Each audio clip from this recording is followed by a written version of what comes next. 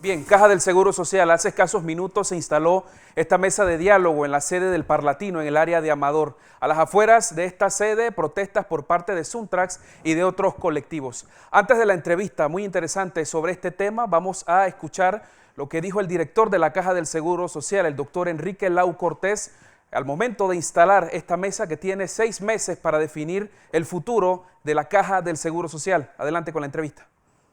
La seguridad social representa para el mundo y nuestro país la vocación de proteger e incluir a los sectores más vulnerables de la nación a partir de la participación protagónica de los generadores de empleo, de los trabajadores autónomos, de los cotizantes y de un Estado responsable. Transformar los problemas de la Caja de Seguro Social pasa por hacer más rentable y atractivo el sistema para que quienes no cotizan aún encuentren muchas más razones para hacerlo. Consiste en robustecer permanentemente los mecanismos de rendición de cuentas que liderizamos y continuaremos impulsando para darle tranquilidad a todos los asegurados. Hace necesaria la participación de los jóvenes. El día de hoy es la jubilación de todos ellos la que está amenazada. Estabilizar la situación actual y desarrollar un modelo adaptado a nuestras necesidades será la ruta para garantizarles a las nuevas generaciones un camino hacia la tranquilidad. Demanda actuar con carácter de patria, dejar a un lado los intereses personales y poner nuestra bandera panameña al frente del diálogo, centrando todos nuestros esfuerzos en nuestra gente. Declaraciones del director de la Caja del Seguro Social, el doctor Enrique Lau Cortés, en la instalación de este diálogo. Concluyó hace escasos minutos en la sede del Parlatino. Pero tenemos entrevista con el doctor Carlos Abadía. Conoce muy bien la Caja del Seguro Social y este sistema que ha imperado durante estos años, al igual que los reclamos de la población. Qué gusto que pueda acompañarnos. De acuerdo con nota de prensa de la Caja del Seguro Social, son temas fundamentales: invalidez, vejez y muerte, también la informalidad que hay en los puestos de trabajo en este momento y gestión administrativa. ¿Qué es lo más urgente? Bienvenido. Muy buenas tardes, gracias. Bueno, lo más urgente es indudablemente salvar la parte financiera de IBM del sistema definido. Tiene un déficit actuarial que es de alrededor de 60.000 millones de dólares. ¿Y qué quiere decir déficit actuarial? Es el dinero que se debe tener en este momento para cubrir todas las jubilaciones de todos los que estamos ahora pensionados. Entonces, y tener la reserva de los futuros pensionados. Entonces, esto es lo más importante y lastimosamente no se han tomado las medidas cuando debían haberse tomado. Diferentes gobiernos fueron pasándolas por el costo político, que yo sinceramente creo que ahora vamos a tener un costo mucho mayor y se le pasará esa factura política que no quisieron enfrentar las diferentes administraciones, que no quisieron enfrentar esta situación. Entonces yo creo que eso es lo más importante.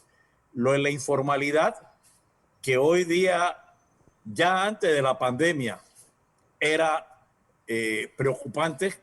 Estábamos hablando que el 40% de la población activa estaba en el sector informal. Hoy pareciera ser que está arriba del 50%. Esto hay que buscarle una solución temprana porque vamos a tener un problema años próximos en esta situación. Aparte de que no es justo para estas personas, porque la seguridad social es un derecho y un elemento esencial para la estabilidad financiera de un país. Entonces, creo que en ese orden debemos nosotros plantear las soluciones de la Caja del Seguro Social. Dividir ese sistema podría ser una alternativa para ayudar a salir de la crisis en cuanto a gestión, en cuanto a prestación de servicios de salud. Eso algunos meses también en la Asamblea hubo iniciativas sobre este tema y pues grupos, como siempre, en contra, con manifestaciones, con protesta y otros grupos también, por supuesto, respaldando una iniciativa como esa. Mira, entendamos algo y a esos grupos, y he estado en el transcurso de mi vida discutiendo sobre esa situación. Mire, es imposible que una institución tan compleja del Seguro Social, que tiene dos grandes responsabilidades, pensiones y salud, que una sola persona dirija las dos. Son administraciones completamente diferentes. Las pensiones tienen que manejarse como una compañía de seguro, porque de eso se trata. La de salud como un estamento de atención de salud. Entonces, esto es como yo te planteara que a ti te nombraran gerente de un supermercado y gerente de una mueblería. Dos negocios completamente disímiles y muy complejos. Los dos van a fracasar o uno de los dos va a fracasar, porque no vas a poder manejar esto. Entonces, ese es el principio de por qué debemos tener una institución que se encargue de la atención de salud autónoma, con su junta directiva y todas las reglas como debe ser, y una institución con su director general también, su junta directiva autónoma para manejar pensiones. Porque en ese principio administrativo está basado esto, y para que podamos tener esta situación, y lo planteo en este momento. ¿Qué problema? 24 horas del día y 12 horas que el director general de la caja tiene para laborar. Entonces, ¿cómo tiene un problema de salud profundo y entonces tiene un problema de pensiones también profundo? No hay forma de concentrarse en este asunto. Entonces, esto es lo que nosotros debemos entender de esta situación. Doctor, de momento se habla de 6 meses para intentar lograr algunos acuerdos, para presentar los puntos de vista de políticos, trabajadores, empresarios. ¿Es eso suficiente? ¿Desde cuándo no había un diálogo por la Caja del Seguro Social? Y pues lo que resulte de aquí debe pasar por esa asamblea de diputados que puede cambiar todo lo consensuado en su momento. Bueno, yo te lo voy a plantear diferente. Yo creo que es muy largo el tiempo. Me da una espina de que estamos dándole larga a una situación. El problema de pensiones, que es el tema que se va a tratar, se conoce. Lo que tenemos que afinar son las cifras, que hay algunas cifras que están faltando, y para que basado en esas cifras y en esa situación financiera que ya la Junta Actuarial Independiente la ha planteado a la caja, a los directivos de la Caja de Seguro Social, se trabaje sobre esto. Y yo sinceramente creo que máximo 6, vamos a ponerle 8 semanas, sería lo suficiente. Llevarlo a 6 meses creo que no es lo más conveniente y no quisiera pensar que es para pasar la bola hacia adelante. Esto es un enfermo en cuidados intensivos y con pronóstico muy malo, y no podemos darle larga. El diagnóstico se conoce. Es más, ahora están saliendo las cifras que el programa de vejez, invalidez y muerte del sistema definido tuvo un déficit de 48 millones de dólares en el 2018 y 250 millones de dólares en el 2019. Como habíamos estado dando conferencias con otras personas que hemos estado dedicados a esto, ya lo decíamos hace un año y tanto atrás de esa situación. El informe financiero que se ha presentado lo ha confirmado. Entonces, no inventemos tiempo, y ese tiempo para mí es para darle larga al asunto. Ahora, doctor, este escenario, este paciente en cuidados intensivos, como usted lo menciona, comparando a la Caja del Seguro Social, los más jóvenes, aquellos que tienen poco tiempo laborando, cotizando, ¿qué van a hacer? El escenario, ¿qué plantea que van a quedar haciendo todo este grupo importante de jóvenes? Bueno, hay que recordar que una de los más positivos que hubo en la reforma del sistema, de la ley, que salió la ley 51 en el 2006-2007, fue que se creó el sistema mixto. Y todos los menores de 45 años en este momento están en el sistema mixto. En términos generales, se calcula alrededor de 700,000. Ellos tienen su ahorro en cuentas individuales, que por cierto la Caja del Seguro Social tiene una deuda, administración, porque la ley dice que debía informarle periódicamente cuánto tiene cada uno de ellos. Entonces, ese sector no hay problema. Indudablemente, hay que buscar fórmulas para que la jubilación de ese grupo se mejore. Eso está claro y creo que es un objetivo que debemos tener. Pero el riesgo lo tenemos los que estamos en el sistema definido, que terminaría al final de la década del 60, del 2065, 2068, debe haber fallecido todos los que estamos en el sistema viejo.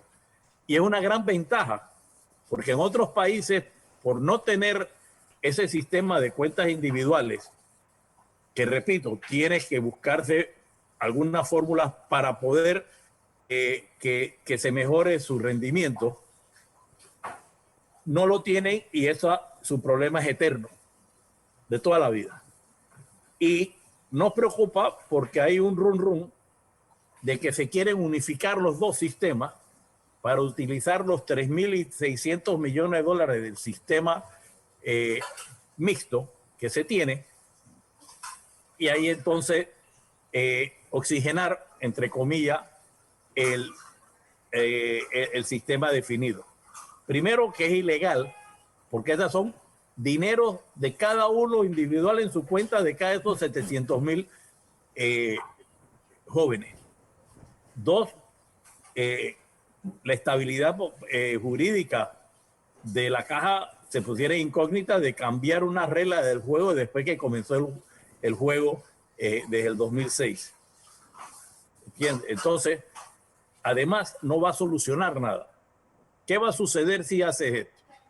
Para que entendamos claro, cuando se creó el Seguro Social en el año 40, eran 60 cotizantes por un pensionado. En aquella época, las personas vivían de 7 a 10 años después de haberse jubilado.